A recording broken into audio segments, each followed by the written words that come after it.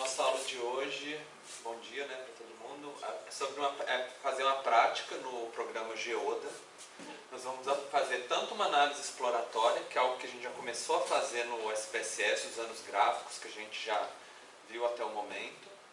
Então, histograma, boxplot, diagrama de dispersão. E nós vamos trabalhar com a autocorrelação espacial no Geoda. Foi o tema da última aula, então vai ser bom que, além de colocar em prática, a gente vai poder fazer um pouco uma revisão do que nós vimos na aula passada. E se vocês tiverem alguma dúvida, vocês podem me perguntar também, que a gente reexplica, né, o tema que a gente já viu na aula passada. Então, o programa que a gente vai utilizar, o Geoda, ele é gratuito. Então, tem a página da internet, né? Os slides dessa aula estão no Tidia, no repositório, e eu coloquei na pasta alunos, que alguns computadores conseguem ver, né? Um drive alunos. E aí tem tanto as bases de dados da aula, quanto tem também esses slides, né, para vocês seguirem também, tá bom? Então, o Geoda ele é gratuito, qualquer pessoa pode instalar em qualquer computador. E ele trabalha principalmente com essa parte de estatística espacial, ou seja, estatística levando em consideração o espaço, e que em alguns meios costumam chamar de econometria espacial, porque os primeiros que desenvolveram essas técnicas eram da economia, que trabalhavam com dados socioeconômicos, né, com setores censitários, essas coisas, e começaram a desenvolver. Depois ampliou o uso. Hoje em dia tem muita gente de epidemiologia, de geografia, de sociologia que usa esses programas também, né? Bom, e o material de referência, o Geoda tem essa questão que ele é em inglês, né? Ele não tem ainda uma tradução para o português. E o manual dele também é em inglês, mas eu coloquei aqui, né, disponível para vocês. Está lá no Tidia também, no repositório, material de leitura. E no site, na verdade, é até mais atualizado do que nesse livro. Então, tem no site, que é esse de cá, né? Dá para entrar aqui em documentação, e aí tem o manual mais atualizado ainda. Mas como a última versão que tem em PDF, né, que é de 2005, tá? Não mudou muita coisa não. Às vezes muda um nomezinho ou outro, né? Mas essas coisas que a gente vai ver na aula continuam mesmo. E no manual é interessante, assim, se vocês tiverem alguma dúvida sobre o que esse botão aqui faz, ou qual que é o fluxo, né, para chegar, o manual ele explica direitinho. Vai aqui primeiro, interpreta desse jeito, a opção tal significa isso. Então tem uma documentação direitinha, mais ou menos como se fosse um tutorialzinho, falando os passos, passo a passo, né, como fazer. Então eu vou pedir para vocês ligarem o Geoda, então, no computador de vocês. Ele costuma abrir várias janelinhas, então uma das janelinhas que vai abrir primeiro é essa daqui, que é a janela para abrir os arquivos. Então muitas vezes ele vai ter quais são os recentes, por exemplo, mas normalmente aqui no file que a gente acessa, né, acesse, pode abrir aqui, pode abrir shapefile, pode abrir geopackage, né, com o formato mais moderno, e qualquer outro formato vetorial, no caso. O Geoda ele não trabalha muito com formato raster, né? Então, normalmente a gente já pega os dados vetoriais com uma tabela de atributo associada. Seja ponto ou polígono, né, ou linha também. Então, e aí é para vocês irem aqui e abrir esse arquivo da aula, que é o Municípios Água 2010 SHP, que são os municípios do Brasil com os dados de consumo de água e de renda que a gente já trabalhou nas aulas anteriores. Esse é mais ou menos aquilo que a gente já fez numa primeira aula, que pega o shapefile de municípios no QGIS, né, e faz o join, né, para associar a tabela de atributos que vocês viram no SPSS. Então ele já tem os dois juntos. E é mais ou menos o que vocês também vão ter que fazer com os dados de vocês. Que até a semana passada, muitos de vocês só tinham uma tabela, né? Agora vai ser o horário, o momento no curso que vocês vão começar a associar as tabelas de vocês com a base territorial, né? Os shapefiles, e a gente começar a incorporar a questão do espaço nas nossas análises. Então tem duas maneiras, né, de abrir o arquivo. Você pode pegar o SHP e arrastar do Windows Explorer para cá, ou você clica aqui na pastinha e tem a opção, né, ESC Shapefile, e aí vocês navegam e encontram o arquivo SHP, né?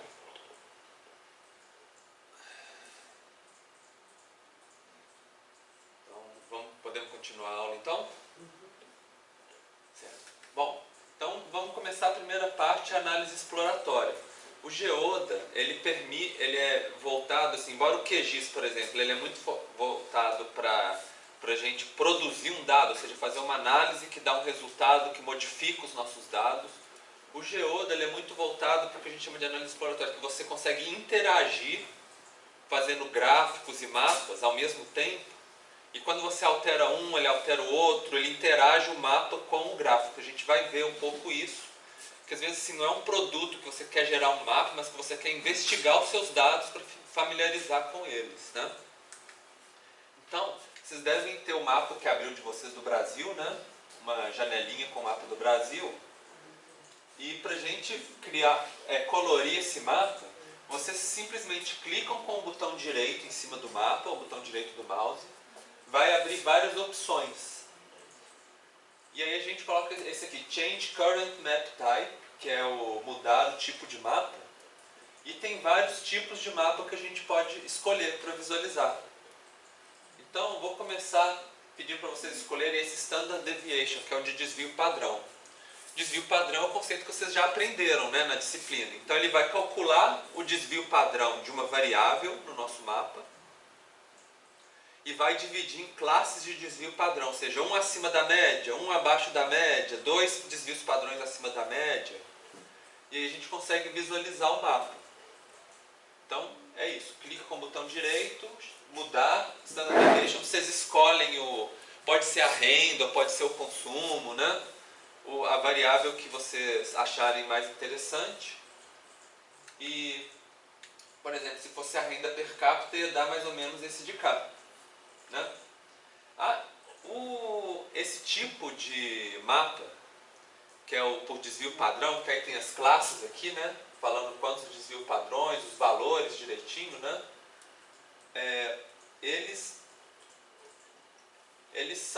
Ele é muito bom quando o seu dado segue uma distribuição normal.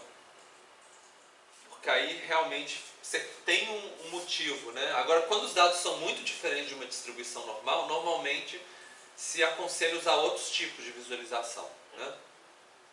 Mas, bom, dá para ver quais que são os maiores, os menores, né? Aqui direitinho. Então agora, tenta mudar agora, clica de novo no mapa e muda para Quantile. O Quantile, ele cria um número de classes que cada classe tem a mesma quantidade de classes, de elementos. Então, uma vantagem é que o mapa sempre fica balanceado, né? Fica sempre assim, porções do mapa mais ou menos iguais, né? Com a mesma quantidade de elementos com cada cor. Isso evita, por exemplo, que coloca todos os elementos de um mapa em uma classe só, por exemplo. E aí também aparece aqui quantos elementos que estão em cada classe, e vocês veem que vai estar muito parecido, né? Cada um, que está entre parênteses, e os valores de início e de fim de cada classe. Então, vamos tentar agora fazer um cartograma. Aí vocês vão lá no mapa, né, que vai ter a aba Map, e escolhem cartograma. Também pode escolher a mesma variável, a renda per capita. E aí ele gera o que a gente chama de cartograma de círculos. A ideia do cartograma de círculos parece um mapa meio esquisito, né? Mas é que ele gera bolinhas, né? E quanto maior for o valor, maior é a bolinha. Então a parte do mapa que tem um valor maior, ela vai inchando. Enquanto que a parte do mapa que tem valores menores de renda, por exemplo, esses de cá, elas vão encolhendo, ficam as bolinhas pequenininhas, né? Igual que a gente tem umas bolinhas pequenininhas no Nordeste, aqui no alto da Amazônia, né? E as bolinhas ficam proporcionalmente maiores no Sudeste e no Sul. Sim? Que variável seleciona? Renda PIT, renda per capita. Os dois? Sim, pode ser. Na verdade, sim, qualquer uma que você selecionar vai gerar um mapa, desde que ela seja quantitativa, né? O exemplo que a gente está usando aqui é o da renda per capita. Mas você poderia escolher outra também. Então, esse tipo de mapa é um mapa mais exploratório, né? Para a gente ter uma percepção geral do território brasileiro, né? Como que muda. Bom, e na análise exploratória a gente pode fazer vários gráficos no Geoda, que aí é esse menu Explore, que tem várias opções. Algumas a gente já estudou, né? Histograma, boxplot e diagrama de dispersão. Então vou pedir para vocês começarem. E tem outros também, tipo tridimensional, com 3 dimensões, aquele de bolha, que é um diagrama de dispersão que cada bolinha fica de um tamanho diferente. Tem vários outros mais avançados que a gente não vai ver nessa aula, a gente vai ver mais o básico, né? Mas se vocês quiserem explorar os outros também depois, são opções, né, para vocês analisarem os dados. Então, vamos começar criando um histograma e um boxplot, então, da nossa renda per capita. É só clicar em histograma, escolher a variável, boxplot, escolher a variável, que, né, vocês já sabem, né, que é cada um o eixo é a variável e o eixo y é a quantidade de elementos, né, que tem cada um desses valores. E no boxplot, vocês para relembrar vocês, 25% dos dados estão aqui, 25% estão aqui, essa aqui é a mediana, né? E aqui teria mais ou menos 2 vezes o intervalo interquartil, 1,5 vezes, desculpa, o intervalo interquartil, que é o tamanho da caixa, e o resto seriam os valores extremos, né? E aqui para baixo a mesma coisa. Se não tem valor extremo, então 25% dos nossos dados estão aqui, a princípio, né? Uma coisa legal do Geoda é que vocês podem interagir o gráfico com o mapa. Então, se vocês clicarem em alguma coluna do histograma de vocês, na hora que selecionar a coluna, ele vai colorir no mapa. Por exemplo. Então, vocês podem até assim, clicar e arrastar, né, para selecionar várias colunas também. E aí ele vai colorir no mapa quais que são os elementos, né, que estão selecionados. Então, por exemplo, se você quer saber quais são os mais pobres, você pode selecionar os do cantinho. Ou os municípios mais ricos, aí seleciona os do lado de cá. E da mesma forma, ele é vice-versa. Você também pode selecionar os elementos no mapa e ele vai meio que colorir no histograma, né, como que está a proporção desses elementos que você selecionou. Vai criar tipo um sub-histograma, né, uma metade de histograma mostrando aqueles que você selecionaram.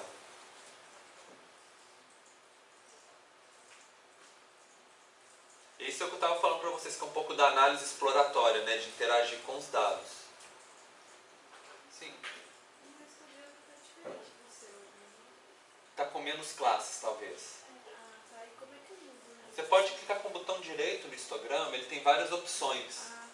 Inclusive de mudar a quantidade de classe, mudar outros tipos de visualização também, tá bom?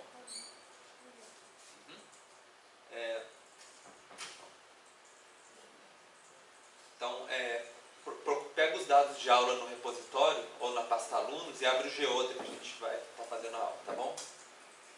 Bom, e a mesma coisa o boxplot. Uma coisa muito comum de fazer no boxplot é a gente selecionar, por exemplo, quais são os valores extremos, onde que eles estão, né?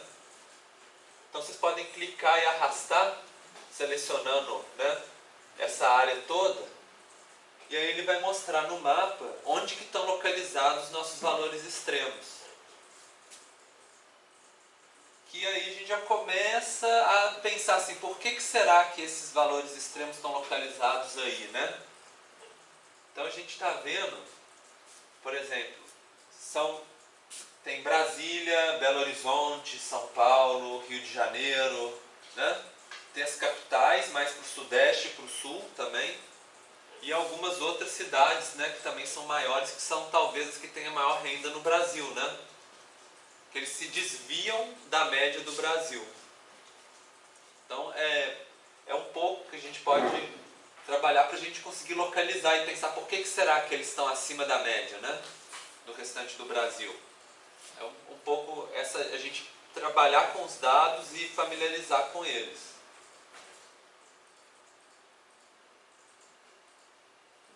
Conseguiram selecionar direitinho, viram, né? Bom, e também tem os diagramas de dispersão.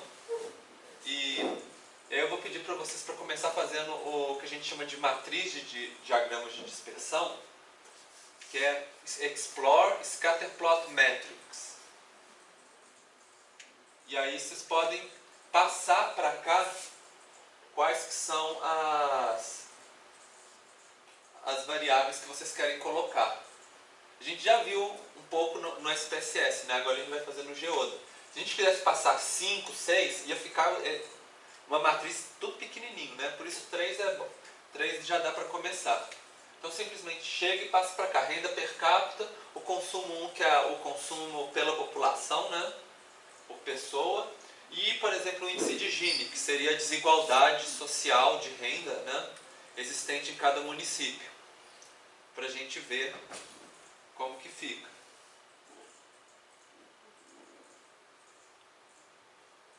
E aí, depois clica para aplicar, para executar, né?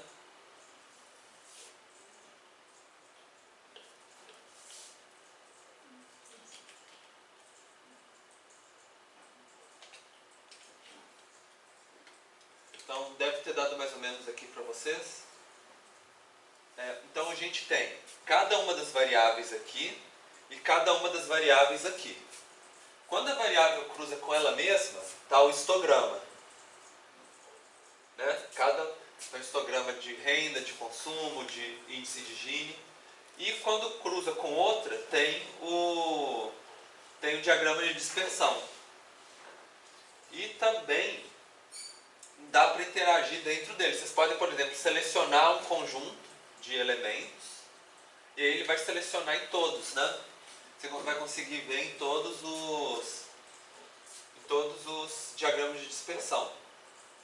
Então, quando a gente tem muitos dados para começar a analisar, é interessante, né, fazer essa análise para a gente selecionar quais são as variáveis que têm maior relação entre si, né? Então, a gente está vendo que o consumo e a renda está positivo, mas o consumo e o Gini está negativo, né? Então, quanto maior a desigualdade, menor o consumo de água. Embora, quando a gente olha os pontinhos aqui, não parece ser tão óbvio, né? Porque está bem disperso, não é uma relação muito forte, com certeza. Bom, e agora a gente vai trabalhar um pouquinho com preparação de dados no Geoda. Vocês já aprenderam a trabalhar com preparação de dados no QGIS, na segunda aula do curso, no SPSS, em algumas aulas também.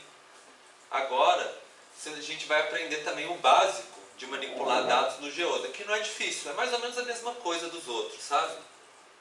Então, por exemplo, a gente quer selecionar quais que são as observações de interesse na tabela de atributos, ou descobrir quais são os valores discrepantes, ou transformar os dados, né? Levar ao quadrado, dividir um pelo outro.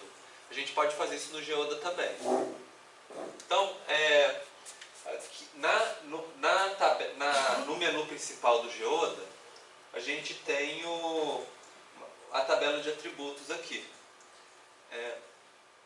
E aí vocês podem abrir e vocês vão ver os dados, né, que a gente tem. Só para vocês explorarem. Então, quem foi chegando depois, gente, os dados da aula estão no Drive Alunos, né, na MTI, aula 10, ou também lá no repositório do Tidia, para vocês baixarem. Aí vocês baixam, tem os slides de aula e o arquivo zipado com o Shapefile que a gente está trabalhando. Tá? É só vocês abrirem o Geoda, abrir os dados e seguir a aula, tá bom? Bom, então vocês já viram, conseguiram ver os dados de vocês, da tabela? Vocês já conhecem essa tabela, né? A gente já tem trabalhado com ela nas aulas anteriores. E agora a gente vai aprender, por exemplo, a transformar os dados. Então tem um... Ah não, desculpa, selecionar os dados primeiro. Vocês vão clicar com o botão direito sobre a tabela. Finge que aqui está a tabela, vocês clicam com o botão direito. Tem uma opção aqui que chama Selection Tools.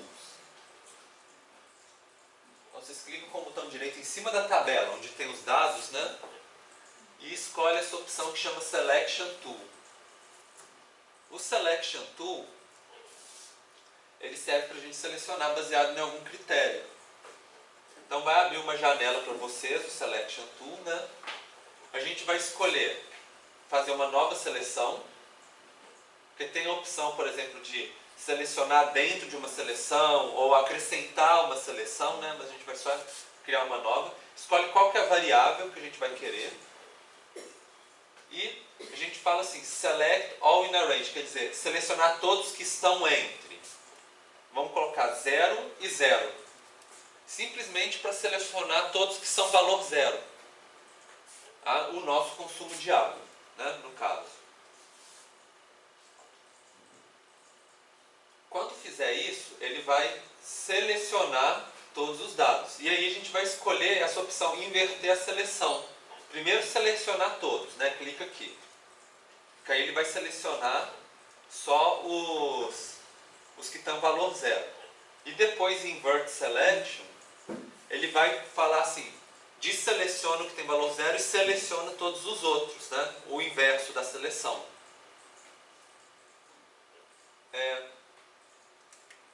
Bom, se vocês quiserem ver, porque na verdade são muitos, né? Tem essa opção aqui, Move Selected to Top, né? Quando você clica com o botão direito em cima da tabela. E aí ele vai jogar para cima, para vocês conseguirem visualizar. Também a mesma coisa, assim, se vocês abrirem a tabela, né? Está lá com a tabela aberta, se vocês clicam no cabeçalho da tabela, o nome da variável, no caso essa consumo, né? A gente consegue reordenar.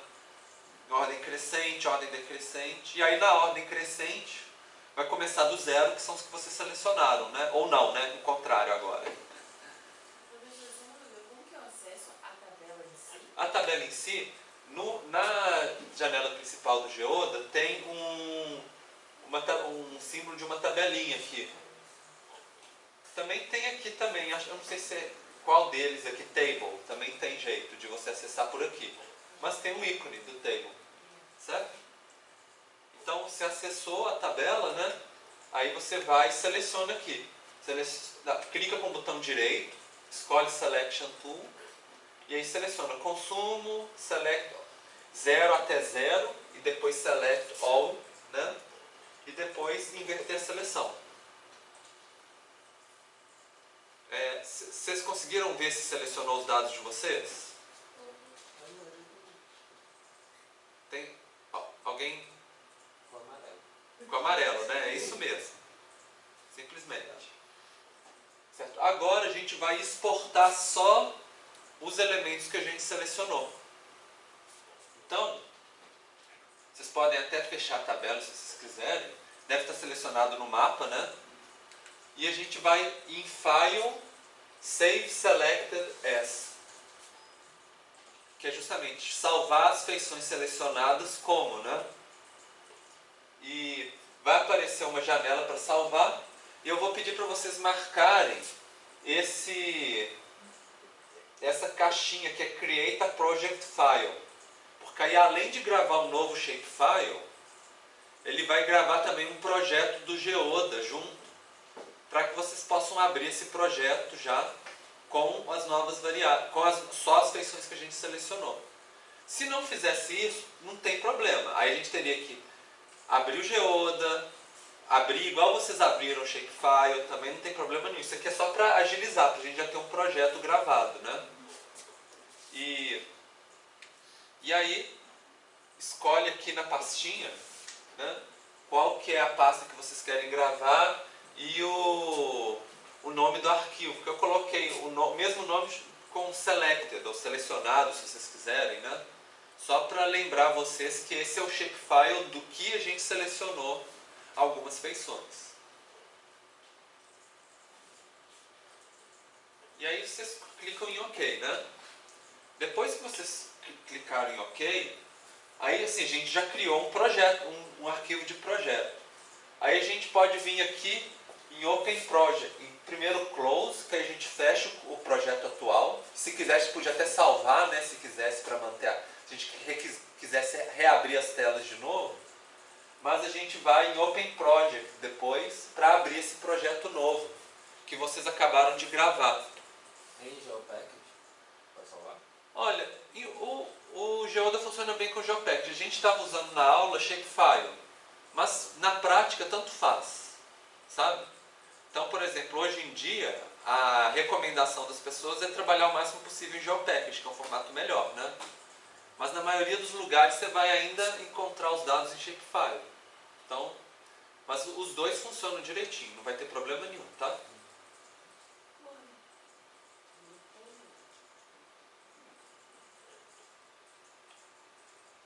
E aí vocês veem se na hora que vocês abriram, se abriu o mapa agora, só que com menos municípios, né? Provavelmente vai abrir o projeto de novo, não vai ter muitos municípios lá na Amazônia que a gente não tem dados.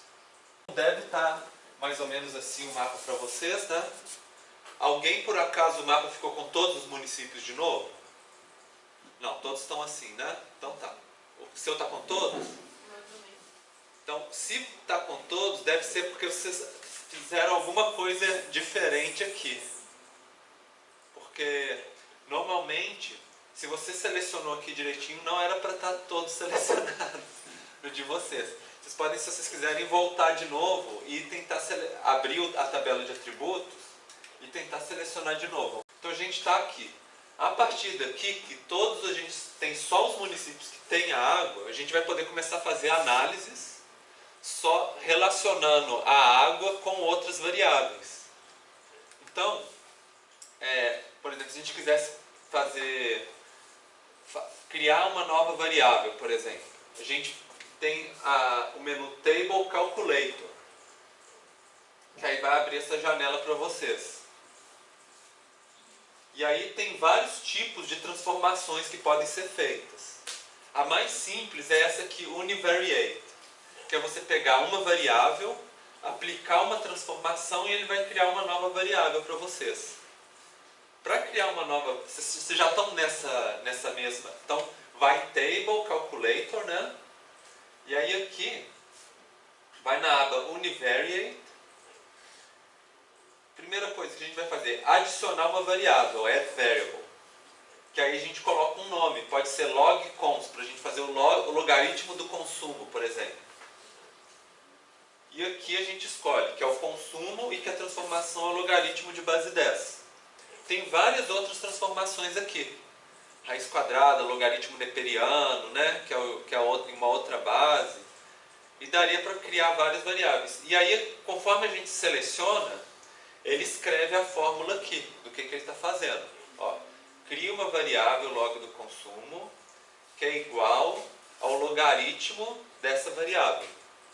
Se a expressão aqui estiver certinho desse jeito para vocês, aí vocês mandam aplicar, ou apply.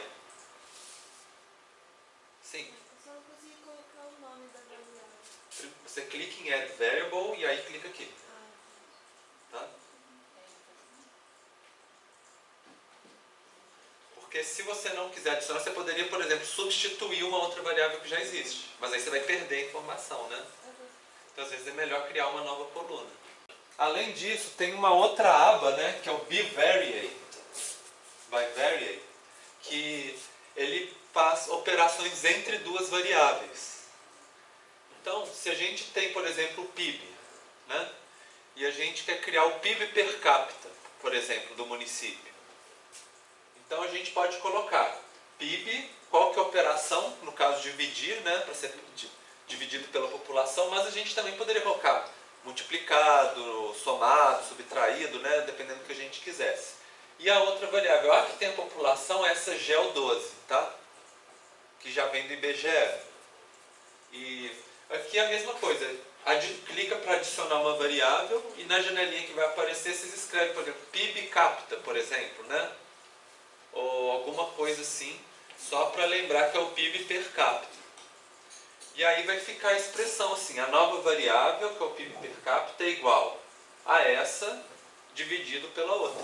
Se tiver a expressão aqui certinha, vocês clicam para aplicar, que aí vai criar uma nova variável na tabela de vocês.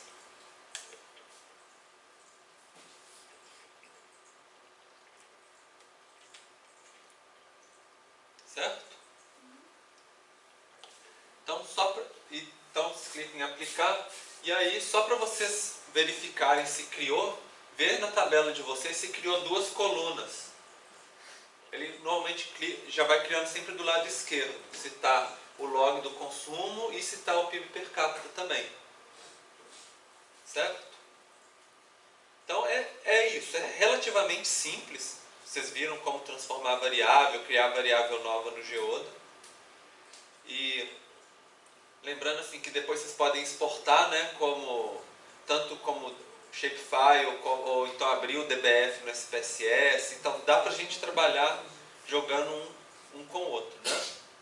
E agora a gente vai fazer um diagrama de dispersão simples. A gente fez a matriz, mas se a gente quiser fazer só um e analisar com mais detalhe, né, uma relação entre duas variáveis, a gente vai explorar scatterplot, né, que é o diagrama de dispersão, e escolhe as duas variáveis que a gente quer. No caso, eu vou pedir para vocês escolherem, por exemplo, pode ser o consumo e a renda, por exemplo, que a gente já está acostumado a fazer, se vocês quiserem, né?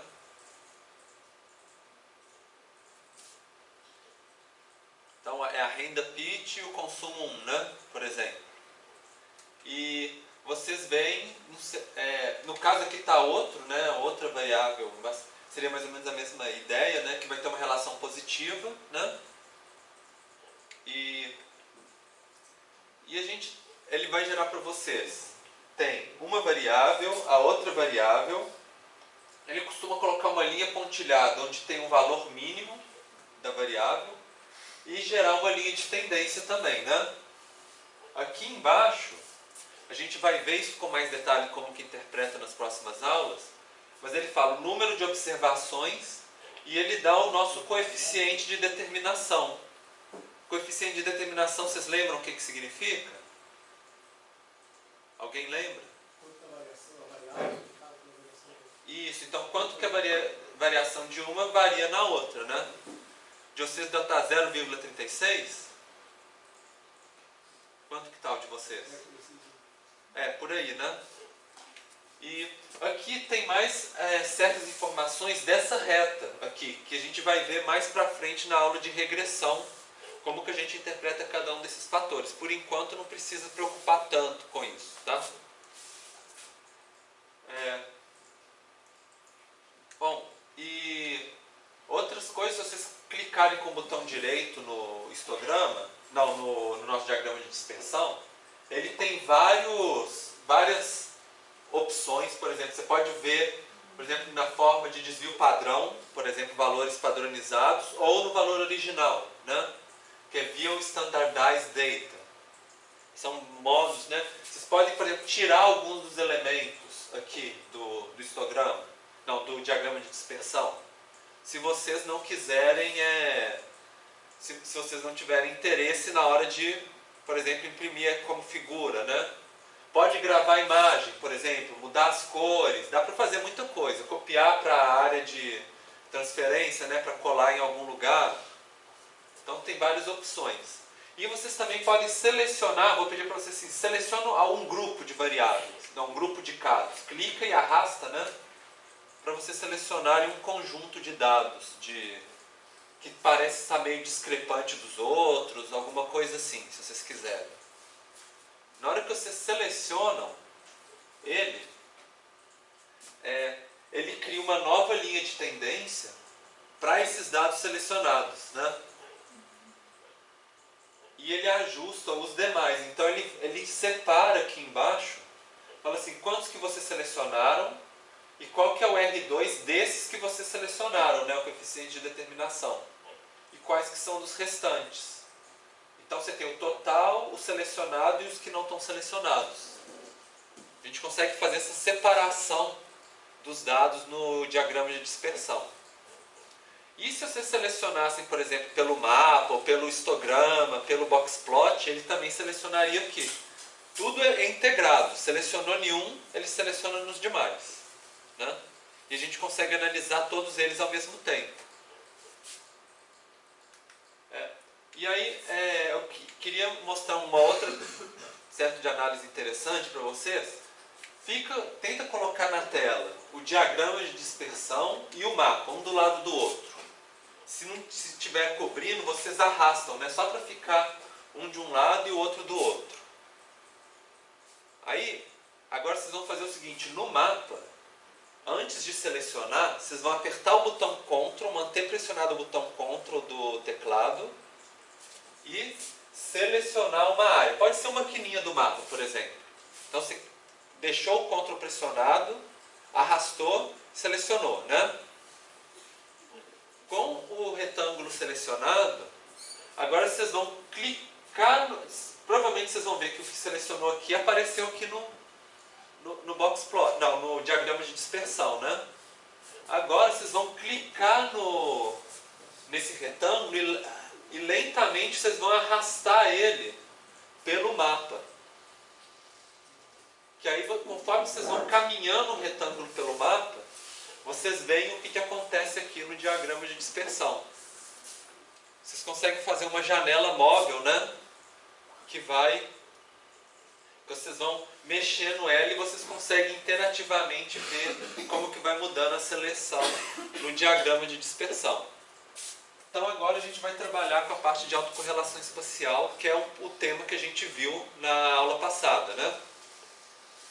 Então, lembrando, né, a autocorrelação espacial é a relação de uma variável com ela mesma, por isso é autocorrelação, né?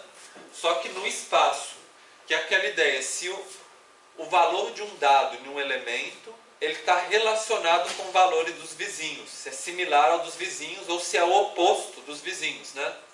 A positiva é quando é similar, negativo é quando é o oposto dos vizinhos. E zero significa que é aleatório. Alguns vizinhos são de um valor, outros são de outros, né? Uns são parecidos, outros não são. Bom, então, para fazer isso, primeiro a gente precisa construir a nossa matriz de vizinhança. Que a gente viu, a matriz de vizinhança é aquele registro que vai falar quais elementos são vizinhos de outros elementos e quais que não são, né? Então, para isso tem um menu Tools, Weights Manager, que é o gerenciador de pesos. São os pesos de vizinhança, no caso. Então vocês clicam em Tools, Weights Manager, e vai abrir o gerenciador de pesos para vocês. Por enquanto ele não tem nenhuma matriz de vizinhança. A gente pode criar várias delas e selecionar qual que a gente quer usar.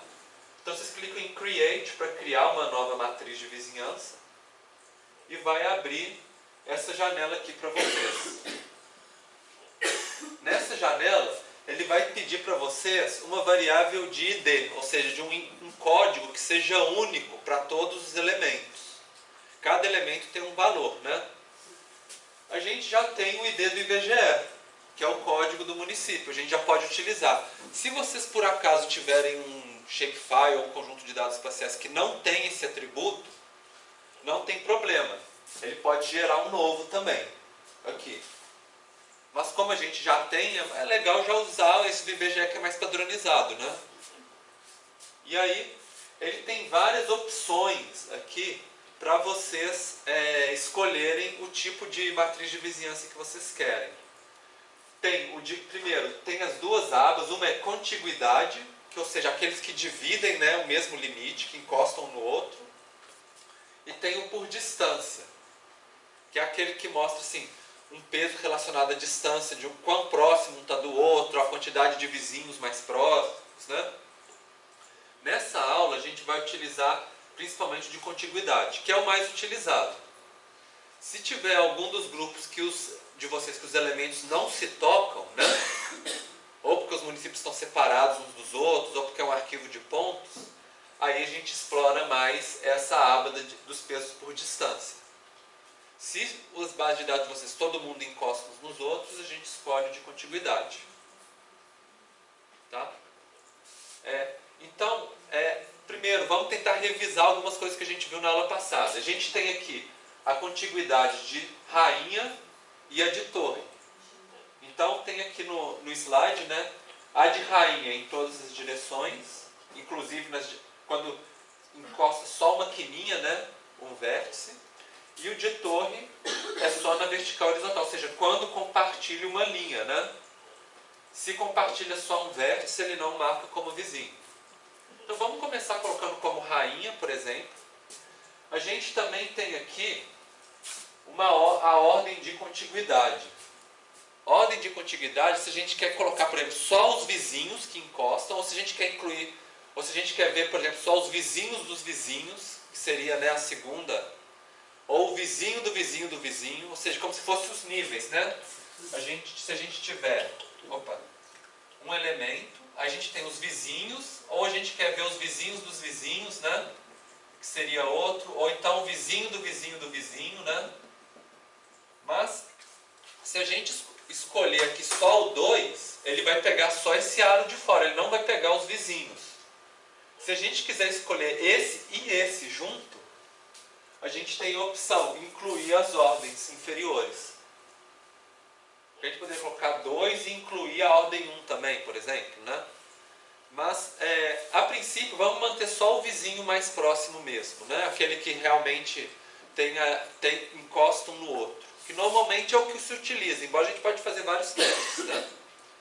E aí vocês clicam em criar, para criar a nossa matriz de vizinhança.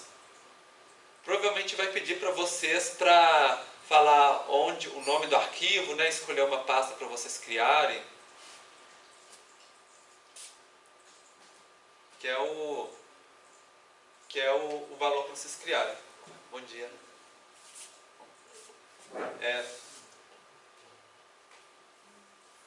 Pode abrir os dados de aula, está no repositório do TD ou na pasta rede, e abrir o Geoda, e os slides estão lá também, tá bom? Bom, então vocês vão ter aqui o gerenciador de pesos, né? Se vocês criaram, vai aparecer para vocês aqui, aqui aparece quais são as matrizes de vizinhança que vocês já criaram, e algumas informações sobre ela, falando assim, qual que é o nome, qual que é o tipo de vizinhança, a ordem, o número de observações, né? Falando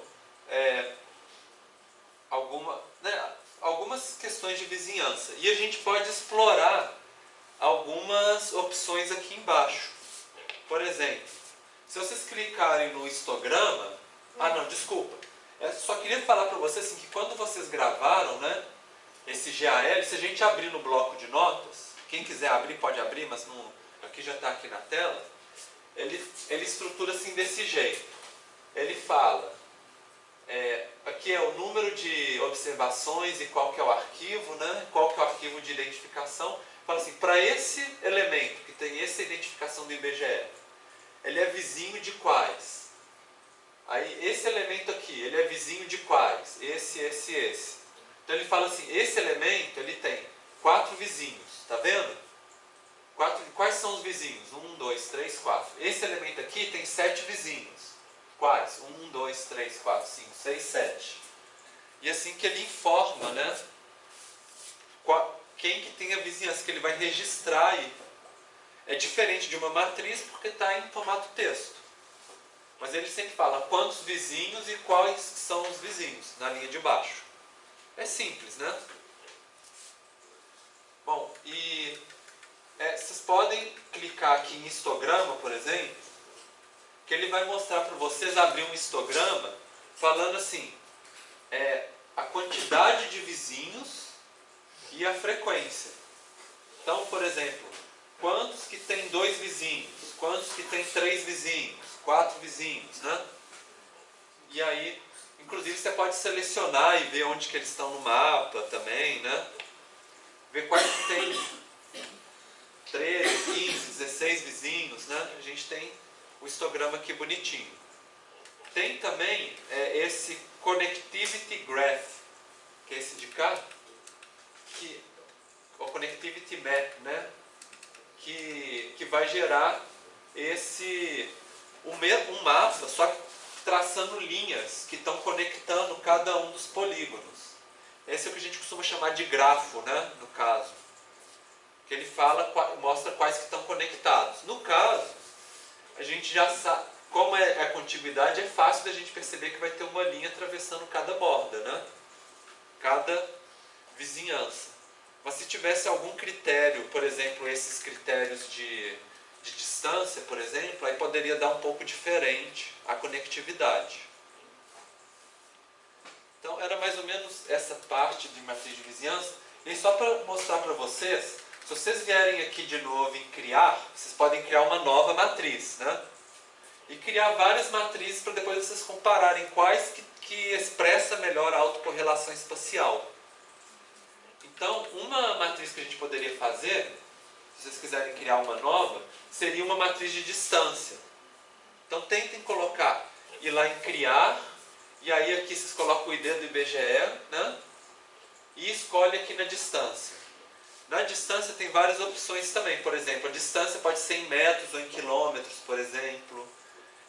Aqui pode ser, o peso pode ser a distância entre os elementos, ou pode ser, por exemplo, o número de vizinhos mais próximos. E aí a gente escolheria se vai ser 4 vizinhos, 5 vizinhos. Que ele vai selecionar só aquela quantidade de vizinhos mais próximos, né? E tem o kernel adaptativo, que ele vai tentar fazer um círculo para pegar mais ou menos a mesma quantidade de vizinhos. É como se fosse um meio termo, né? Entre o vizinho mais próximo e os outros tipos também, que é um tipo de matriz de vizinhança que eu não expliquei para vocês na aula passada, é um pouco mais avançado. E aí pode colocar para criar, mas se não quiser também não tem problema. A gente só vai utilizar mesmo nas próximas etapas esse primeiro que vocês fizeram, tá? Que a gente vai selecionar. Normalmente, às vezes a gente escolhe, por exemplo, Queen, né? Escreve Queen só para a gente lembrar. Você pode colocar um nome diferente para cada matriz, para vocês lembrarem que opções que vocês escolheram para cada uma. Pode ser com ordem 1, né, de contiguidade 1 ou 2, por exemplo, se é Queen, ou se ou se é a torre também, vocês podem escolher. Bom, não tem problema, isso aqui era só para mostrar para vocês que tem essa opção, né? E agora vamos calcular o nosso índice de Moran. O índice global de Moran, a gente já tinha conversado na aula passada, que é um índice que ele muda de 1 até -1, né? E que ele é interpretado igualzinho da correlação. Quando ele é 1, significa que os vizinhos são sempre iguais à mesma feição, muito similares. -1 significa que ele é o oposto, né? Os vizinhos são diferentes do elemento. E 0 significa que ele é aleatório, né? Então vocês vão entrar no menu Space Univariate Moran, porque tem o bivariado, tem o global. O nosso é o global univariado, tá? Não é o local, tá? Então tem vários Moran lá. Vê que é o univariado, que é o global que a gente está querendo utilizar, tá? E ele vai perguntar assim, você quer exibir o quê? Né? A gente vai exibir esse aqui, que é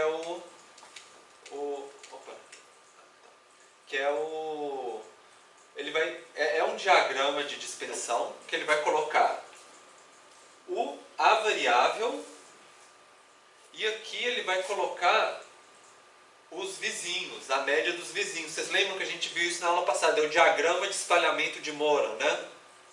Onde a gente tem quando o valor é alto e os vizinhos são altos, quando o valor é baixo os vizinhos são baixos, e aqui seria o contrário. O valor é alto, o vizinho é baixo, o valor é baixo, mas os vizinhos são altos.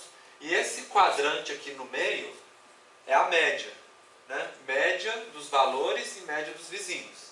Porque é um valor que ele é padronizado, né? Certo?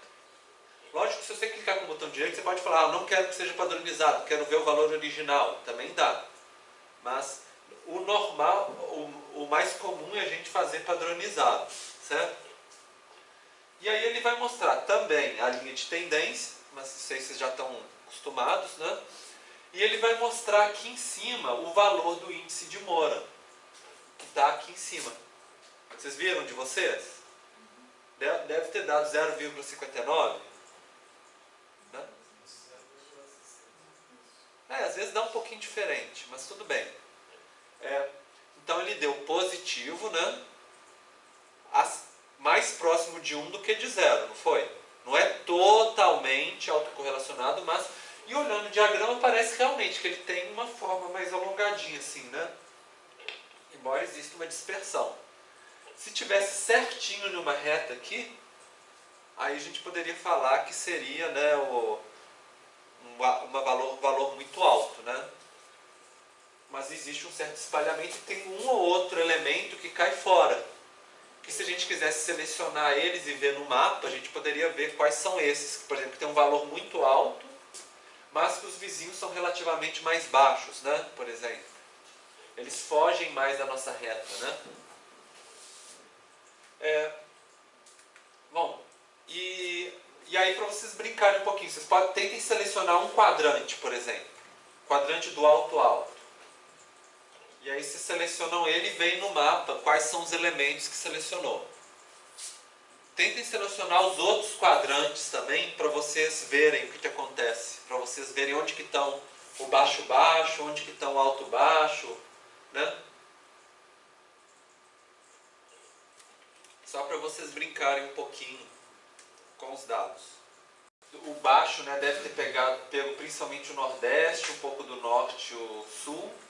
E os mais altos, né, aqui no sudeste e centro-oeste, principalmente. E um pouquinho no sul, alguns municípios selecionados, né?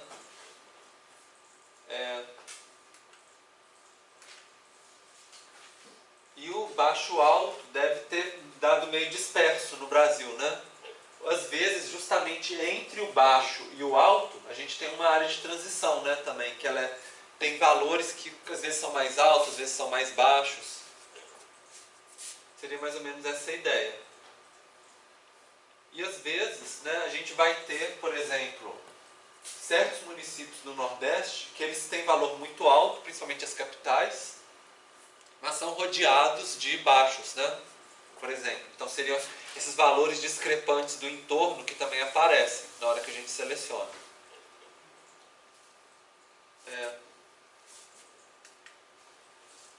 Então, agora, será que o nosso índice de Moura, 0,59, ele é significativo? Porque a gente está pegando uma amostra dos municípios do Brasil e a gente quer saber, por exemplo, se a gente pegasse uma outra amostra, será que esse valor daria positivo também, né? Com a mesma quantidade de elementos? E aí, para isso, a gente faz o nosso teste de significância, que no caso chama pseudo-significância, que eu tinha explicado para vocês como que funciona, né? Em vez da gente supor que eles têm um formato normal, que seria aquele formato que a gente já tinha aprendido antes, né? Que é aquela boca de sino, ele pega os dados que a gente tem, embaralha para simular como se fosse aleatoriamente o índice de Moura e gera o índice de Moura. Depois ele embaralha tudo de novo, gera de novo. E com isso ele vai construindo a nossa distribuição, que pode não ser normal, mas é a partir de dados aleatórios, né?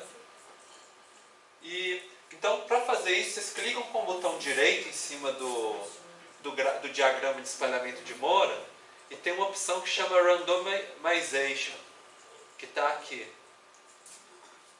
E vocês podem escolher, por exemplo, normalmente 999 já é mais que suficiente. Tem gente que quer, assim, ter muita certeza, escolhe 99.000, aí tem que esperar um pouquinho rodando assim, mas também não demora muito não. 2 minutinhos também resolve.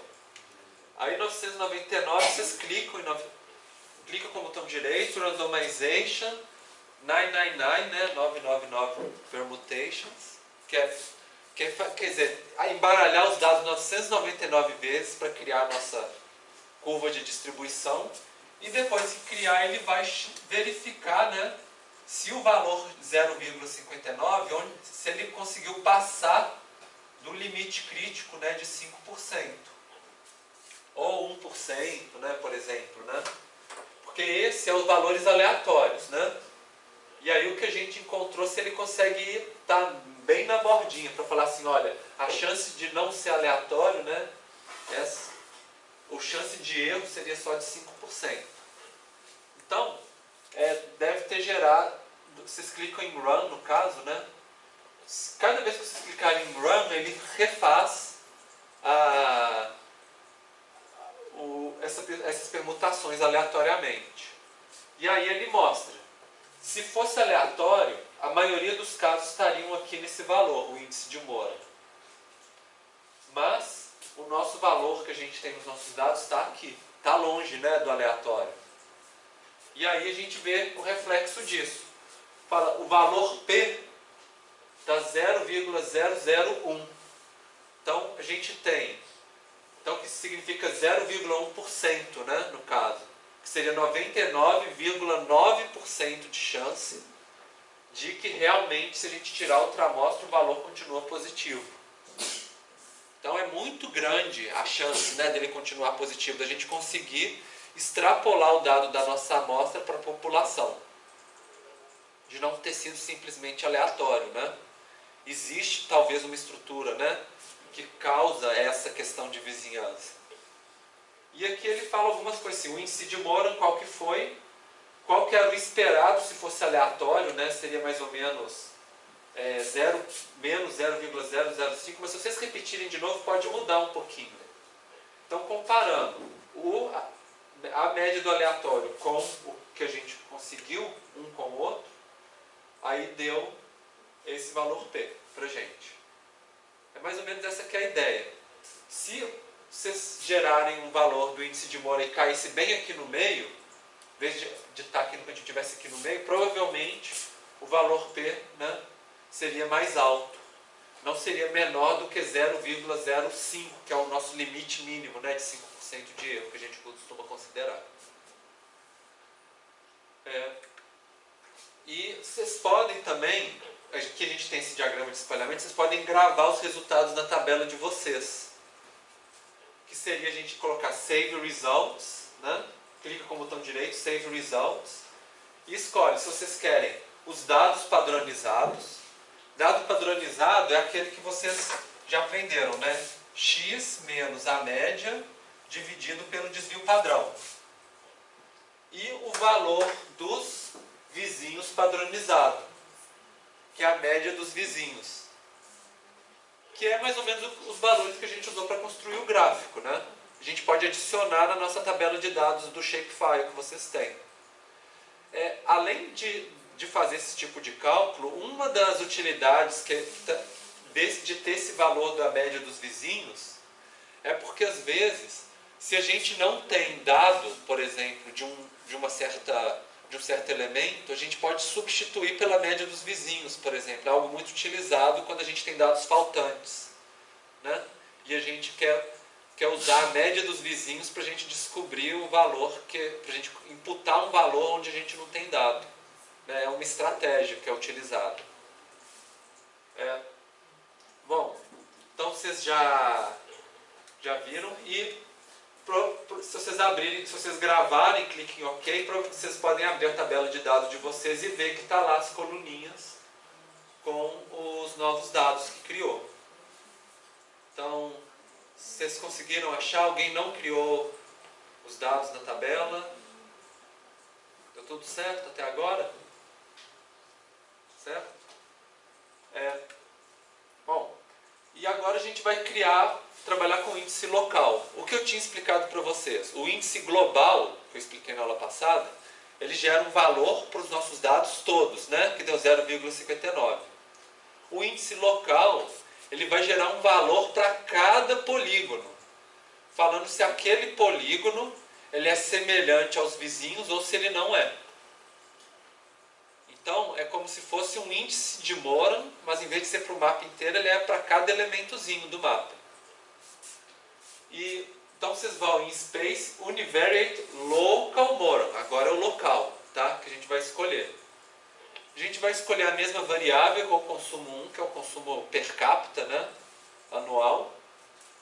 E ele vai aparecer uma janelinha falando assim, quais janelas a gente quer abrir. Vocês podem selecionar todas, porque a gente vai interpretar elas. O Moore Scatter Plot é o mesmo que vocês já viram aqui antes. Então esse não tem erro, né? Mas os outros dois, mapa de significância e o mapa de agrupamento, vão ser os novos que a gente vai interpretar agora. Vocês podem até colocar um do lado do outro, se vocês quiserem, na janelinha, para a gente comparar.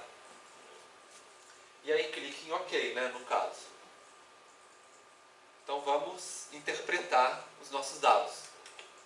Deve ter aparecido esse dado para vocês, a gente já viu na aula passada, né? Mas agora vocês aprenderam como fazer. Esse aqui ele tem aqueles mesmos quadrantes, o alto, alto, baixo, baixo, baixo, alto e o alto, baixo. Que olhando, né, o diagrama é isso, alto, alto é o de cá, valor alto e os vizinhos altos, o baixo, baixo, valor baixo, os vizinhos baixos, e aqui o baixo, esse aqui é o alto, baixo e o baixo, alto, né? Que a gente vai ter aqui. E vai ter os 100 vizinhos, né? São os vizinhos, os municípios que não tinham nenhum vizinho. Aí não calculou para eles. Se a gente tivesse escolhido aquele esquema de vizinhança dos N vizinhos mais próximos, aí ia calcular para eles também. Então vocês viram, os alto-alto, que são alto consumo e os vizinhos são altos. O baixo-baixo.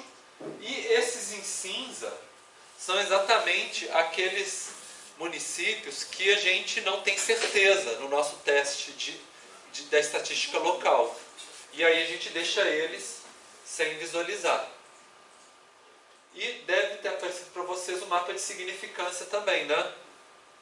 Que ele fala se o valor, o grau de confiança é 99,99%, que deu o azul, o verde bem escuro, e depois vai diminuindo até chegar no 0,05, que é o 5% de erro, né, o limite. E a gente vê que as principais certezas estão aqui, aqui, aqui, um pouquinho, alguns agrupamentos lá no sul também, né? E aí, vocês veem que onde está cinza aqui, foi onde descoloriu aqui no de cá, né? Então foi esse caminho, né? Que um está relacionado com o outro. Só onde tinha certeza é que ele coloriu as classes aqui pra gente. Certo? Bom, e aí se vocês quiserem, vocês podem clicar com o botão direito e gravar os resultados também. Aí o que vai gravar? Vai gravar o índice lisa, que seria o índice, como se fosse o índice de Moore para cada elemento. A classe de cluster, que é a classe se é alto-alto, baixo-baixo, alto-baixo ou alto-baixo, quer dizer, qual quadrante que ele está. E a significância, que a significância é o dado desse mapa de cá. De quão certeza a gente tem ou não. Que aí ele pode colocar aqui. Colocando aqui na tabela de atributos, né, e clicando em OK, vocês vão ver lá na tabela de atributos que ele vai criar as linhas aqui para vocês. Essa estratégia da gente gravar na tabela de atributos, ela é muito interessante se vocês forem depois usar esses dados em outro local, seja no SPSS ou, por exemplo, vocês podem exportar depois do shapefile e abrir no QGIS, por exemplo. E aí vocês conseguem fazer o mapa de qualquer um desses que vocês quiserem, né? Se vocês quiserem, por exemplo, quero fazer um mapa do índice local, ou dos quadrantes, ou o mapa do lisa, por exemplo, do significância, vocês conseguem fazer um mapa mais que o QGIS ele tem mais opções, né, de construir o layout do mapa, legenda, que vocês podem fazer um mapa melhor para publicação, no caso, né? E, bom, é mais ou menos isso, então. E agora a gente vai na última parte, que é o correlograma, que foi o último tema da aula passada. O correlograma é Spatial Correlogram, que é lá no menu, né, Spatial Correlogram, vocês podem ir lá no menuzinho do Geoda, e vai aparecer essas duas janelas para vocês. Um é o correlograma, e o outro são as opções. Conforme vocês vão alterando aqui, vocês já vão ver a mudança do lado, depois que vocês clicarem em aplicar, vocês vão ver a mudança do lado de cá, de uma maneira interativa. Então a gente coloca a variável que a gente quer, pode ser o consumo, coloca em distância em quilômetros para ficar mais fácil de interpretar, já que é a escala do Brasil, né, melhor a gente ver em quilômetros. Aqui a gente coloca a quantidade de classes, que também poderia mudar, vocês podem colocar mais ou menos aqui. Poderia fazer uma distância máxima que se quisesse ou não, né? E aqui fala assim, se quer usar todos os pares ou só uma certa quantidade de elementos. Quando a gente tem muito elemento, se a gente usa todos os pares pode demorar muito para rodar. Então às vezes a gente coloca para pegar só metade, por exemplo, né? E que se for muitos dados já é suficiente para estimar, lembrar a amostra para estimar o total, né? E aí, vocês clicam em Apply, né? Então pelo menos coloca consumo, quilômetro e aplica, para vocês verem. Talvez não está certinho igual, mas deve estar mais ou menos dessa forma de cá, né? Então a gente tem a autocorrelação, onde aqui é 0, né? E aqui nesse eixo é a distância. Distância entre os municípios. Então os municípios que estão muito próximos em distância, eles têm essa autocorrelação. Conforme vai afastando a distância entre os municípios, vai modificando. Então vocês veem que ela começa positiva, né? Depois, por volta de uns 700, 800 quilômetros, ela chega a 0. Não importa mais o espaço, né? Fica mais aleatório. E de repente ela começa a ficar negativa, né? Ou seja, entre 700 e 2.000 quilômetros, mais ou menos no Brasil, a tendência é os municípios serem diferentes entre si, opostos. E depois ela vai começando a ficar aleatória e no finalzinho ela sobe. Isso aqui a gente não precisa preocupar muito. Por quê? Vocês estão vendo esse histograma aqui embaixo? Esse histograma mostra a quantidade de municípios em cada faixa de distância, de proximidade. Então a maioria dos pares de município que a gente compara, eles estão a essa distância. Conforme vai aumentando, vai diminuindo a quantidade de pares de município, né? Porque não tem tantos municípios que estão a distância tão grande um do outro. Por isso, assim, o fato essa parte de cá pega tão poucos municípios que nem faz tanta importância para a gente, né? As relações mais relevantes são as onde tem mais pares de municípios. Que a maioria, né, está entre o positivo e aí quando vai para o negativo já são um pouco menos, né? Agora, para vocês compararem e pensarem como que é isso numa escala nacional, vamos pensar que esse aqui é o mapa do Brasil. Então a gente tem aqui mais ou menos 700. 700 aqui ficou mais ou menos os 700 aqui no slide. Só para vocês a gente usar a mesma escala, né? E aí, essa faixa aqui é a faixa que a gente consegue colocar aqui no Brasil, né? Eu coloquei assim, a distância maior que tem de leste para oeste é de 4.300 quilômetros. E para norte e sul é 4.340. Que é mais ou menos o que a gente tem aqui, né? 4.300 mais ou menos, né? E aí vocês começam a pensar, essa distância aqui seria a distância onde normalmente é igual, né? É similar. Então seria núcleos, né? Mais ou menos assim, né? Porque eles são similares entre si. Quando a gente pega uma distância maior, por exemplo, 2.000 quilômetros, são distâncias mais ou menos assim, né? Você pensa, é o sudeste até chegar no nordeste, né? Que seria a distância onde começa a ter muita diferença um com o outro, por isso deu negativo. E aí a gente consegue pensar olhando a escala do mapa e a escala do nosso correlograma e comparar um com o outro. Então eu substituí aqui para colocar, né, o mapa de cluster para a gente ver. Então, nessas distâncias são os tamanhos dos nossos clusters e nessa distância de cá é o tamanho entre os clusters, né? Entre os agrupamentos, a distância entre eles. Por isso que deu negativo. Então é um pouco para a gente pensar, né, essa questão das escalas, o que está acontecendo com os valores positivos e negativos. Mas eu não entendi muito nessa questão do negativo. Tá. Positivo primeiro, né? Está vendo que dentro dessa faixa de distância os valores costumam ser similares. Se você pegar esse tamanho aqui na nossa escala do correlograma e colocar aqui, ó, você vai ver que é mais ou menos a largura dos nossos agrupamentos. Está vendo? Aqui também, né? Aqui, né? Que são distâncias em que os valores costumam ser similares entre si. Aqui, nessa distância que dá mais ou menos 2.000 quilômetros, né, a autocorrelação ela é negativa. Então, os pares de município eles tendem a ser valores muito diferentes entre si. Se você pega essa distância e coloca aqui, ó, é mais ou menos a distância entre um agrupamento de alto valor com de baixo valor, né? Então está mostrando em que distância que eles estão divergindo entre si. Seria mais ou menos essa ideia. Então eu consigo aplicar mesmo esse traçado na escala do mapa? Na escala do mapa, exatamente. No caso eu tive que reduzir e ampliar o mapa para ficar na mesma escala, né? Porque aqui a gente tem em quilômetros e aqui, então 700 quilômetros aqui, dá mais ou menos 700 quilômetros aqui na escala, né? Só para a gente comparar, tá bom? Gente, era isso para a gente ver na aula de hoje.